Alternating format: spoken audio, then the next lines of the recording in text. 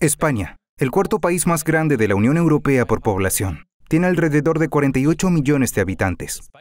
La mayor parte de la población reside en Madrid o en las regiones costeras, lo que deja este gran anillo central vacío, con menos de 8 millones de personas. Entonces, ¿por qué no vive más gente en el anillo vacío de España? Bienvenidos a otro episodio. Hoy exploraremos la historia, la geografía y la distribución de la población de España. Porque aunque tiene una gran población en general, tiene un anillo bastante grande en el centro del país, con relativamente pocas personas en comparación con el resto del país, de lo cual hablaremos en el episodio de hoy. Pero primero, el podcast de hoy trata sobre la lengua española, de forma similar a nuestro episodio sobre la difusión geográfica de la lengua inglesa. Hannah y yo nos adentramos en cómo la lengua española creció desde la península ibérica hasta convertirse en la segunda lengua más hablada del mundo, solo por detrás del mandarín. Puedes escuchar este episodio haciendo clic en este link o echando un vistazo a la descripción de abajo. La historia de España, como la de muchos países europeos, es increíblemente profunda. Y gracias a los rigurosos registros llevados por los romanos, hemos podido remontarnos a la antigüedad de España, pero antes de que Roma se hiciera con gran parte del territorio actual. Varios pueblos, como los íberos, los celtas, los fenicios y los cartagineses, entre otros, habitaban la zona. Y aunque hoy en día se considera una nación unificada, sigue reflejando esta historia ecléctica, al ser más bien una confederación de diferentes pueblos bajo un único gobierno unificado. Los primeros habitantes de España fueron probablemente los íberos, seguidos de los celtas, que se mezclaron con los nativos, dando como resultado una base cultural diversa. Luego, el floreciente Imperio Romano absorbió los asentamientos fenicios y griegos de la costa, lo que asentó las bases para cristianizar España. Al caer el Imperio Romano, los visigodos, posiblemente originarios del sur de Escandinavia, tomaron el control de la península ibérica, entrelazando aún más las influencias germánicas y latinas. A inicios del siglo VIII, los moros, guerreros musulmanes del norte de África, invadieron la península y la dominaron durante casi 8 siglos. El dominio islámico sobre la península ibérica trajo consigo avances en ciencia, filosofía y arquitectura, de lo cual el resto de Europa continental adoleció al caer el Imperio Romano. El prolongado dominio de los califatos islámicos sobre la península ibérica sentó las bases para la Reconquista, una serie de campañas de los reinos cristianos del norte y el este para recuperar el territorio de manos de los árabes. El momento clave de la reunificación de España ocurrió en 1469, con el matrimonio de Isabel de Castilla y Fernando de Aragón. Esta unión permitió consolidar dos de los reinos cristianos más poderosos de la península. Aunque los reinos conservaron leyes y sistemas de gobierno separados, la alianza permitió llevar a cabo la Reconquista en 1492, con la toma de Granada, el último bastión moro. Pero la Reconquista no fue una mera campaña militar. Sus profundos matices religiosos y culturales condujeron a la conversión o expulsión de judíos y musulmanes de España. Con la llegada de la Inquisición española en 1478, se afianzó el catolicismo como religión del Estado. Tras la Reconquista, España realizó expediciones que llevaron a descubrir el Nuevo Mundo. Bajo el gobierno de los monarcas católicos, se convirtió en una de las principales potencias coloniales del mundo, acumulando vastos territorios en las Américas. Pese a su alcance mundial, era en realidad un mosaico de regiones con sus propias lenguas, costumbres y leyes. La invasión napoleónica de principios del siglo XIX catalizó los movimientos nacionalistas y el establecimiento de un gobierno constitucional. No obstante, las identidades regionales siguen siendo fuertes y aún hoy forman parte del tejido cultural español. La historia de la dictadura española en el siglo XX, bajo Francisco Franco, replanteó cuestiones sobre la unidad y la identidad. Tras la muerte de Franco en 1975, pasó a la democracia y adoptó una nueva constitución en 1978, reconociendo la autonomía de sus diversas regiones. España es un país con una vasta historia. Su historia engloba una variedad de culturas diferentes y eclécticas que crean el país que vemos hoy. Pero antes de explorar la geografía del anillo vacío de España, si te está gustando este video, dale al botón de suscribirte. Más videos divertidos sobre geografía a un solo clic. La geografía del anillo vacío de España alberga vastas llanuras, escarpadas cordilleras e intrincados sistemas fluviales. Incluye principalmente las comunidades autónomas de Castilla y León, Castilla-La Mancha, Extremadura y Aragón, que aportan elementos geográficos distintos al paisaje más amplio de España.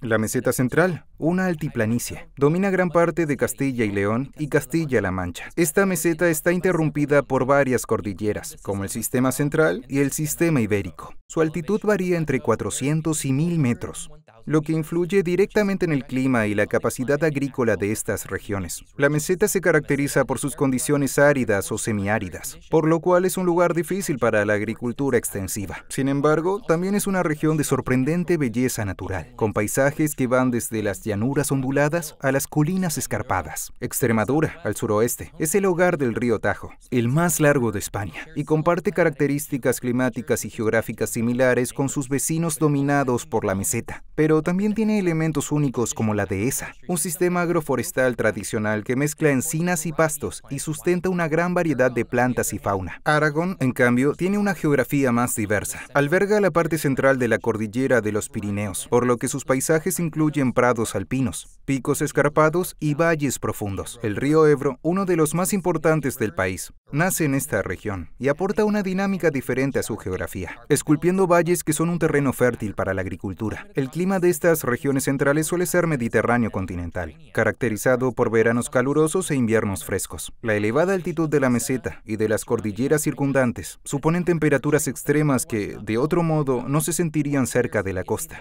La escasez de agua es un problema recurrente debido a la distribución desigual de los recursos hídricos y a la sequía ocasional. Esto ha llevado a la creación de embalses artificiales y sistemas de riego para apoyar la agricultura, incluyendo cultivos como el trigo, la cebada, la vid y el olivo. Pese a sus duras condiciones y a la relativa ausencia de grandes centros urbanos, el Anillo Vacío español ocupa un lugar importante en el patrimonio natural y cultural de España. Aunque posee una gran belleza natural y una larga historia, esta región de España destaca por tener muchos menos habitantes que casi cualquier otro lugar. Y esto puede atribuirse principalmente a un hombre, Francisco Franco.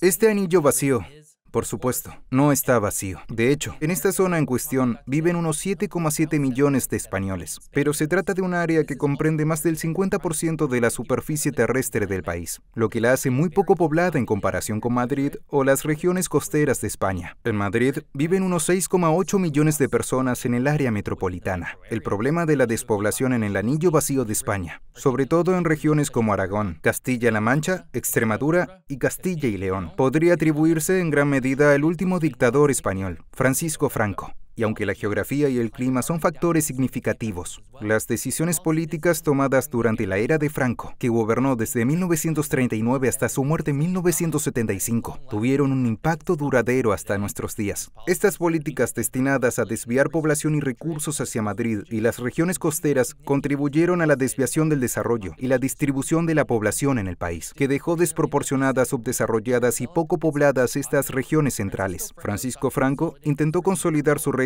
y modernizar la nación tras la devastación de la Guerra Civil Española. Su estrategia se centró en la industrialización y la urbanización, enfocándose principalmente en ciertas regiones, sobre todo Madrid como capital y sede del poder, y las zonas costeras, con gran potencial comercial y turístico.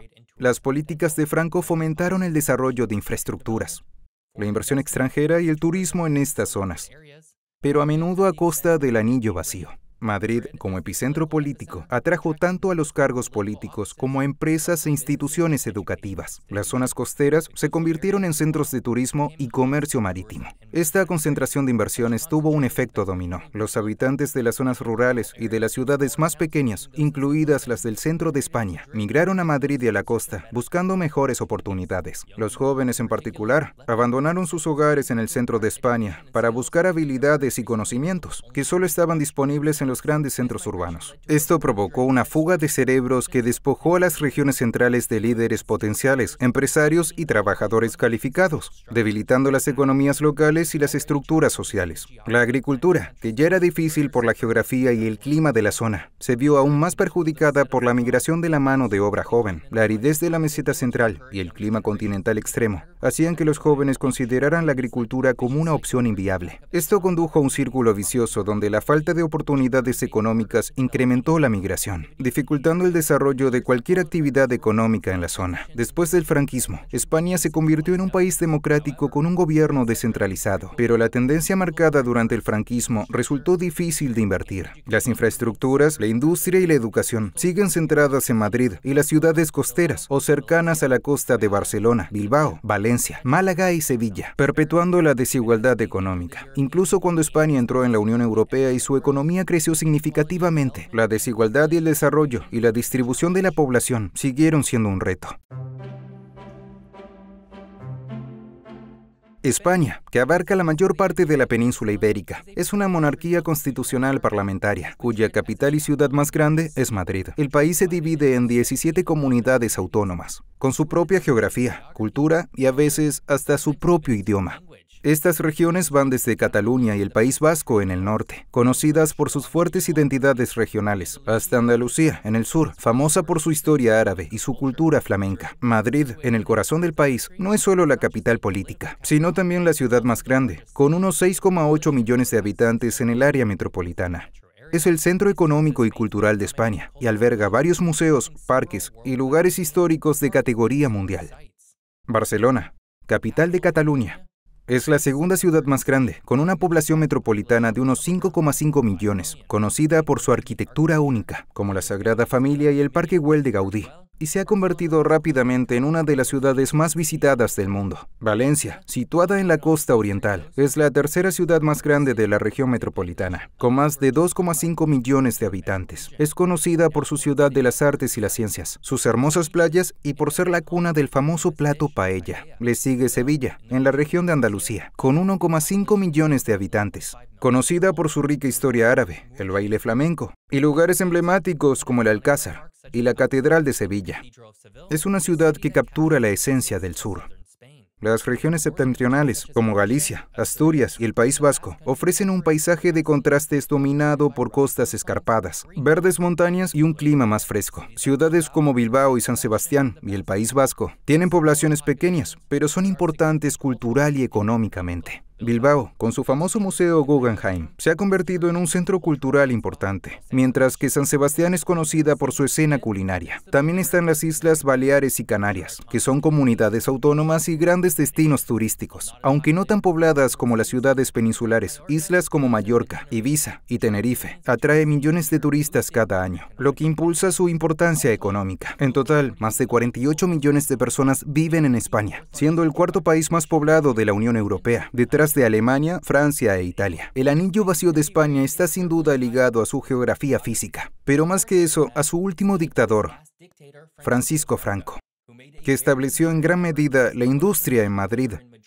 o a lo largo de la costa, dejando muy poco para la parte central de España, y ese legado ha persistido mucho después de su muerte. Espero que hayas disfrutado conociendo más sobre el anillo vacío de España. Si es así, suscríbete a mi canal. Si quieres escuchar el episodio del podcast en español, puedes hacer clic aquí. Y si quieres ver otro episodio, échale un vistazo aquí. Gracias por verme. Hasta la próxima.